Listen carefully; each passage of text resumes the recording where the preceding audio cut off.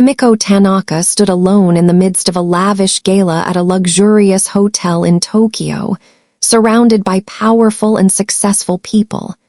The air was filled with conversation and laughter, but everything around her felt distant, muted. At 60, Emiko was a widow, having lost her husband, Yudo, years ago. Since his passing, she had kept herself busy with charity work at children's hospitals and quiet evenings spent alone in her apartment. She didn't lack for anything, but the loneliness was always there, silent, unspoken, and constant. She smiled politely at the familiar faces around her, but no one truly understood the quiet ache that lingered in her heart. The routine of her life had become predictable, comfortable, but empty. She had accepted this, yet still felt a longing for something more, something she wasn't sure she even deserved. And then a voice broke through her thoughts. "MS, Tanaka, I've heard so much about you." Emiko turned to find a man standing before her, Daisuke Nakamura. Tall, impeccably dressed, and with an undeniable presence, Daisuke seemed to command the room without even trying. His gaze was steady, kind, and it immediately felt like he could see right through her. "I admire your work," he continued, his voice warm. "Your contributions to the community, it's rare to see someone who balances success with such grace." Emiko was taken aback. She had heard praise before, but something about the sincerity in his voice felt different. She found herself drawn to him in a way she hadn't felt in years, a connection she hadn't even realized she was craving. Their conversation flowed effortlessly. He asked about her life, her past, and her work, while also sharing his own stories of loss and rebuilding. There was a shared understanding between them, a bond formed by similar pain. As the evening went on, Daisuke leaned in slightly. "Would you consider joining me for a weekend getaway in Napa, just the two of us? No expectations, just a chance to get to know each other." Emiko hesitated. She hadn't allowed herself to think about new beginnings in years, but looking into his eyes, she found herself saying the words she hadn't expected to say. "Yes, I would love that." For the first time in a long while, Emiko felt the spark of hope flicker in her heart. Emiko stood at the altar, her heart pounding in her chest. The wedding was supposed to be the beginning of a new chapter in her life, a second chance at love. But as she gazed out at the empty pews, her stomach sank. The seats where her family should have been, her son Kenji, her brother Hiroshi, even her closest friends were vacant. Panic rose within her, but she told herself it was just a delay, that everyone was running late. Yet the minutes ticked by and there was no sign of anyone. She pulled out her phone and dialed Kenji, her hands shaking.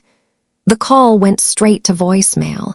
She tried Hiroshi, but no answer there either. Confusion and worry clouded her mind. Why was no one here? Her heart raced faster as a text message from Kenji flashed on her screen. "Don't get married. Get out of there. We need to talk urgently." Her blood ran cold. The perfect moment the fairy tale she had built in her head was crumbling. The man she had fallen in love with, Daisuke, stood at the altar, waiting for her, his smile unchanged, his calm demeanor still in place. But now all she could feel was doubt, a creeping suspicion that something was terribly wrong. Taking a deep breath, she walked toward Daisuke, trying to steady her nerves. "Where is my family, Daisuke?" she asked, her voice trembling.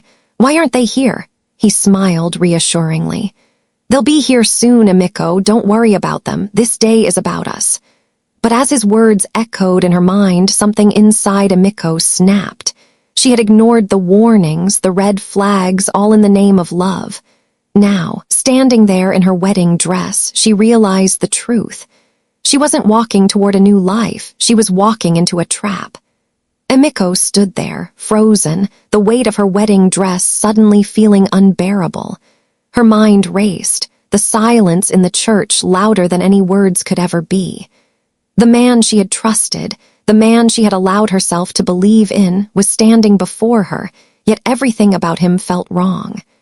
The emptiness of the room seemed to echo louder now, and the cold reality settled into her chest. She turned away from Daisuke, trying to gather herself. Her hands trembled as she pulled her phone from her pocket again, this time dialing her son Kenji, her heart in her throat. "Kenji, what's going on?" she whispered urgently, her voice shaking. Kenji's voice came through, tinged with concern. "Mom, listen to me. We've been investigating Daisuke. He's not who he says he is. His real name is Anthony Brewster. He's been using women like you, manipulating them for money. I've seen the evidence, Mom. He's a fraud." The words hit Emiko like a tidal wave. Her head spun, the room around her swaying. She had fallen for him, believed in the dream he had woven for her. All the affection, the promises of a future together, now felt like cruel lies. The man she had let into her heart was nothing but a predator. And the worst part, she had been blind to it. With the phone still in her hand, she looked back at Daisuke, his smile unchanged, his eyes filled with an unsettling calm. "I don't believe you," she whispered, her voice cracking. "I don't believe you anymore." Emiko felt her world shatter, not just because of the betrayal, but because she had let herself trust again, only to be deceived. The dream of second chances, of love after loss, felt as distant as it ever had.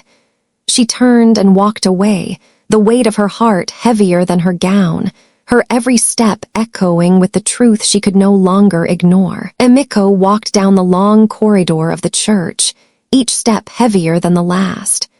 The sound of her heels clicking against the cold marble floor felt like a drumbeat in her ears, the echo a constant reminder of her shattered reality.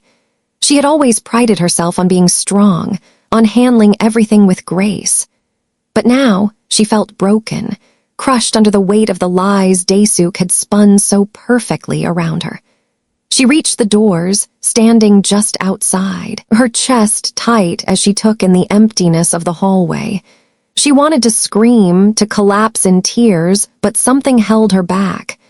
She could feel her family's absence like a physical ache, but their concern for her was clear now, even if it came too late. Her son's voice echoed in her mind. "He's been playing you all along."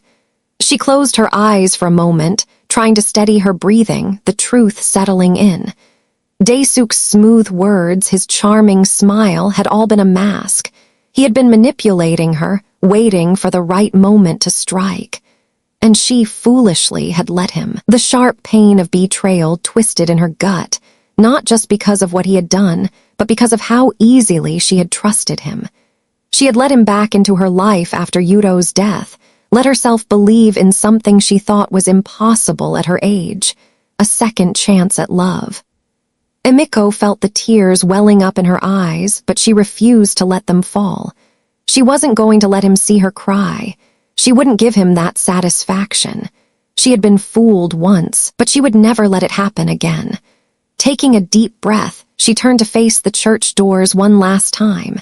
It was over. But in that moment, she realized she wasn't just walking away from Daisuke. She was walking away from the woman she had been, ready to rebuild herself from the broken pieces. Emiko sat alone in the cold, dimly lit hotel room, the sounds of the wedding still echoing in her mind. Her wedding dress lay discarded on the bed, a reminder of the dreams she had built in her mind, now torn apart by the truth. She felt numb, as if her heart had stopped beating altogether. How had she been so blind? How had she allowed herself to be manipulated by someone who had never cared for her, only for what she could give him? Her phone buzzed beside her on the nightstand, a message from her son Kenji. She hesitated before picking it up, unsure of what he would say. But she knew, deep down, that she had to face what was coming. The message read, "We've got him, Mom. He's been arrested. The investigator has all the evidence." A weight lifted off her chest.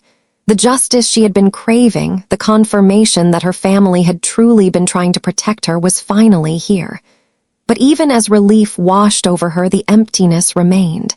It wasn't enough to erase the hurt, to undo the damage Daisuke, no, Anthony Brewster, had done to her. She closed her eyes, letting out a shaky breath. The ache in her chest didn't fade, but something shifted within her. The shame, the anger, the self-doubt, they had no power over her anymore. She had been betrayed, yes, but she wasn't broken. She wasn't the fool he had made her out to be. She had learned something that no one could take from her, the strength to walk away, to rise above the wreckage. Emiko stood up from the bed, looking out the window at the city below. It was time to start over, to rebuild, to rediscover who she was beyond the man she thought she loved. The journey ahead wouldn't be easy, but she was no longer afraid. She was ready to reclaim her life. Emiko stood at the window, her gaze fixed on the sprawling city below. Tokyo's lights glittered like stars in the night sky, but all she saw was the darkness that had overtaken her heart. She hadn't slept since the wedding, couldn't, not after everything that had happened. Her hands rested on the cold glass, the chill seeping through her fingers, grounding her. The past few days had felt like a blur, a whirlwind of confusion, pain, and betrayal. She had gone through the motions, meeting with lawyers, signing papers, but nothing had fully sunk in until now. Anthony Brewster was arrested. He would never hurt anyone again, but that didn't bring back the pieces of her she had lost. What she had given to him, her trust, her hope, her love, felt like it had been ripped away without warning. Her thoughts drifted back to the first time they met, to the warmth in his eyes, the way he made her feel alive again. How could she have been so wrong? How could someone who seemed so perfect, so genuine, turn out to be a stranger, a predator hiding in plain sight? And then there was Kenji. He had always been there, always looking out for her, and yet she had pushed him away. He had tried to warn her, and she hadn't listened. Emiko swallowed the lump in her throat as she remembered his voice, his anger, his pain at seeing her hurt. He had been right all along. But now, in the quiet aftermath, Emiko knew something else. She had survived. She was still standing. The world had not ended, though it felt like it had. There was still a future ahead, one where she could choose her own path, one where she would never again place her heart in someone else's hands so carelessly. The journey would be long, but she would walk it with her head held high. The healing had begun. Emiko walked through the familiar streets of Tokyo, her steps measured, her mind clearer than it had been in days. The city was bustling around her, people rushing past, cars honking, neon lights flashing. But for the first time in a long while, she felt truly present. The chaos of the world seemed distant, a backdrop to the calm she was slowly beginning to find within herself. She had spent the last few weeks processing everything that had happened. The betrayal, the anger, the shame. But with each passing day, the weight of it all had lightened, little by little. The emptiness that had once felt all-consuming had begun to make way for something else. Strength, resilience, and a deep, undeniable clarity. Emiko passed a small park, and she paused for a moment, watching children run and play. The sight reminded her of the work she had done for years, helping those who had been through hardships, those who had faced challenges. She had always been the one to give, to offer her time, her energy, her love, but she had forgotten one crucial thing. She needed to give that same love to herself.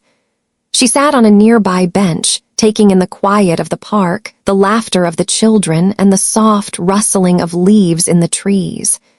Emiko closed her eyes, breathing deeply, feeling the cool air fill her lungs.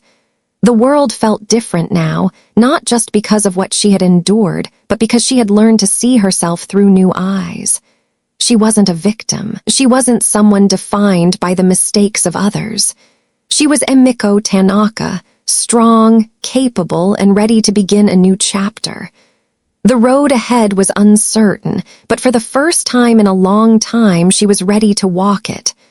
Alone, but not lonely. Whole, but still growing. She had found herself again, and nothing would take that away.